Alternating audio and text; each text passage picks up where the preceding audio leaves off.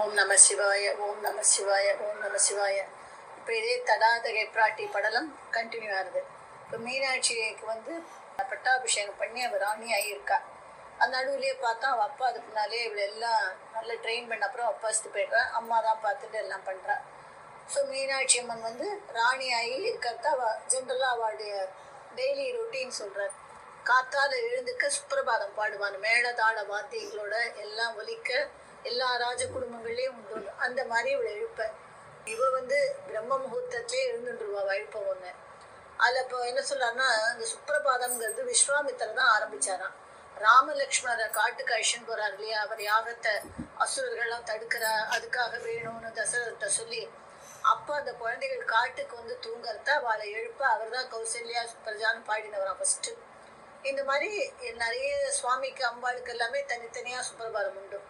இப்போ மீனாட்சி அம்மனுக்கு சுப்பிரபாதம் பாடி அவள் எழுந்து எல்லாம் தயாராகி முதல்ல ஆற்றுல இருக்கிற அரண்மனையிலே இருக்கிற சிவலிங்கத்துக்கு பூஜை பண்ணுவோன்னு, அதுக்கப்புறம் கோவிலுக்கு போய் அங்கே பூஜை பண்ணிட்டு வந்தாக்க சபைக்கு வந்தால் அவ்வளோ கம்பீரமாக சிம்மாசனத்தில் உட்காருவோம்.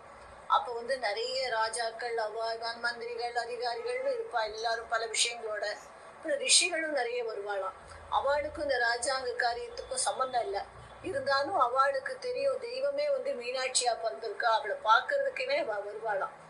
அந்த மாதிரி அவள்லாம் வந்திருப்பா. இந்த மாதிரி அவள் ராஜாங்க காரியம்லாம் கவனிச்சுட்டு ரொம்ப அமோகமா ஆட்சி பண்ணிட்டு இருக்கா. கன்னி பெண் தான் அவ்வளோ அமோகமா ஆட்சி பண்றா.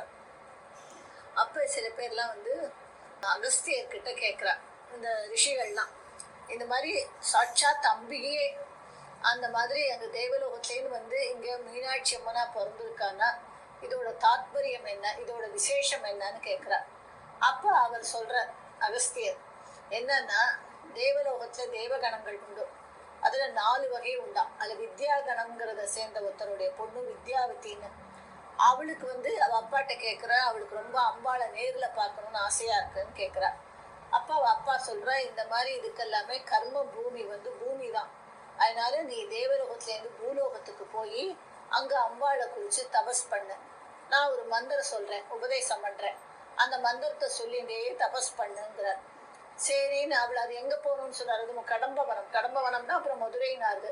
இந்த கடம்பவனத்துல போய் பூஜை பண்ண. ராஜா மாத்தங்கியா இருப்பான் அம்பாளுங்கிறார். சரின்னு அங்க போய் பூஜை எப்படின்னா, தை மாசம் ஆரம்பிச்சு அப்படி ஒரு கடும் உபவாசத்துல இருக்கா. தை மாசத்துல ஃபர்ஸ்ட் பகல் போது ஒரே வேளை தான் சாப்பிடுவலாம். அப்புறம் வேற எதுவும் சாப்பிட மாட்டா. அப்புறம் மாசி மாசம் வந்தா ராத்திரி ஒருபோது தான் சாப்பிடுவோம், பகல் எதுவும் சாப்பிட மாட்டா. அப்புறம் பங்குனி மாசம் வரத்த அக்கம் பக்கத்து வீட்டுல யாசகம் கேட்டு என்ன தராளோ அது ஒரே வேளை சாப்பிடுவோம். அப்புறம் சித்திரை மாசம் மரத்திலேருந்து தானாவே விழுற சருகுகள் அதை சாப்பிடுவோம். அப்புறம் வைகாசியில எள்ளுப்பொடி, அக்கம் பக்கத்துல எள்ளுப்பொடி வாங்கி ஒரே வேளை அது கொஞ்சம் சாப்பிடுவோம். அப்புறம் ஆனி மாசம் வந்தாதான் இந்த சாந்தா என விரதம்னு மகாபிரியார் சொல்லுவாங்க. அமாவாசைக்கு பட்னி பிரதமையிலேருந்து பௌர்ணமி வரைக்கும் 1 கவளம் 2 கவளம்னு இன்க்ரீஸ் சாப்பிடுவோம். பௌர்ணமியில வரும். அதுக்கப்புறம் பௌர்ணமியிலேருந்து திருட்டு ஒரு கவளமா குறைச்சி அமாவாசையில விரதம் ஃபுல்லா பண்ணலாம். அந்த மாதிரி இருக்கா. அதுக்கப்புறம் ஆடி மாசம் பஞ்சகவ்யம், பசுமாட்டோட இதெல்லாம் சேர்த்து அந்த பஞ்சகவ்யம் எல்லாம் ஒரு வேளை தான். ஆடினா ஆவணியில என்ன செய்யற, வெறும் பால். அப்புறம் புரட்டாசியில தீர்த்த பிரசாதம், ஒன்லி தீர்த்தம் சாப்பிட்றா. அப்புறம் ஐப்பசியில இன்னும் என்னன்னா, புல்லு மேல இப்ப வெடிகாலம்புற பனித்துளி மாதிரி புல்லு மேல முத்து முத்தா தண்ணி இருக்கும், அந்த தண்ணி தான் சாப்பிட்றா. கார்த்திகை மாசம் வாயு பட்சணம், அதாவது ஒன்லி காத்து, வேற எந்த ஆகாரமும் கிடையாது. மார்கழி மாசம் அதையும் விட்டுடுறா, ஒண்ணுமே கிடையாது, அப்படி இருக்கா. அப்போ தை மாசம் வருது. அடுத்து அப்பா சொல்லியிருக்கா, அம்பாள் சங்கீத பிரியைன்னு சொல்லி, அதனால அவள் யாழ் எடுத்துண்டு அப்படி ரொம்ப அருமையா சங்கீதம் பாடுறா. அம்பாள் இன்னும் என்னை பார்க்கலையே அப்படி ரொம்ப விரும்பி பாடுறா. அப்போ ஜல் ஜல்னு கொலுசு சலங்க கேட்க அம்பாள் அவள் முன்னால பிரத்யட்சம் ஆயிடுறா. அப்படியே ஒரு சின்ன குழந்தையா வரா, 3 வயசு குழந்தைய, அவ்வளவு அழகா அலங்காரத்தோட அப்படியே ஜொலிக்க ஜொலிக்க நிற்கிறா. அதை பார்த்த உடனே அவளுக்கு ரொம்ப மன சந்தோஷமாயிடுது வித்யாவதிக்கு. உடனே அவள் காலில் விழுந்து வணங்குறான். அப்ப அம்பாள் உனக்கு என்ன வேணும்னு கேட்குறா. இவ சொல்றா, இந்த மாதிரி உன்னோட சரணங்கள் மேல எப்பவுமே அன்புடையவளா நான் இருக்கணும்னு கேட்குறா. சரி, இன்னொரு வரம் வேணும்னாலும் கேளுங்கிற அம்பாள். அப்ப அவ சொல்ற, உனது குழந்தைய அப்ப பார்த்த உடனே என் மனசுல என்ன ஆசை வருதுன்னா, நீ இதே மாதிரி குழந்தையா என்னோட இருந்து நான் உன்னை சீராட்டி பாலூட்டி வளர்க்கணும். எப்படி யசோத கிருஷ்ணரை வளர்த்தாளோ அந்த மாதிரி இவ கேட்கறது ஃபுல்லா எனக்கு அந்த மாதிரி ஒரு குழந்தையா இருந்து நான் உனக்கு அம்மாவா இருந்து உன்னை அருமையா சீராட்டி பாலூட்டி வளர்த்து உன்னை கொஞ்சி எல்லாம் பண்ணணும் அப்படின்னு ஆசைங்கிறா. அதுக்கும் அம்பாள் சிரிச்சுன்னு, நீ கவலைப்படாத, இன்னும் பல வருஷங்கள் கழிச்சு பாண்டிய நாட்டுல மலையத்துவஜன் ஒரு ராஜா இருப்பான். அவனுக்கு காஞ்சன மாலைங்கிற மனைவியா நீ இருப்ப.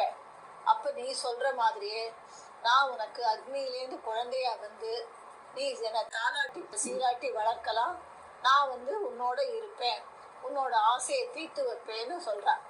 இவளுக்கு ரொம்ப சந்தோஷம் ஆயிடுது. இதைத்தான் அகஸ்தியர் சொல்லிட்டு, இதுதான் மீனாட்சி அம்மன் எப்படி தேவலோகத்திலேருந்து வந்து இங்க குழந்தையா பிறந்து வளர்றாங்கிறதுக்கு உண்டான கதைன்னு அவர் சொல்றாரு. இன்னும் ஒரு பாயிண்ட் என்ன சொல்றாருன்னா, தாலாட்டு பாடுறதுங்கிறோம் இல்லையா, தால்னா நாக்க ஆட்டி பாடினாதான் அது பேர் தாலாட்டு.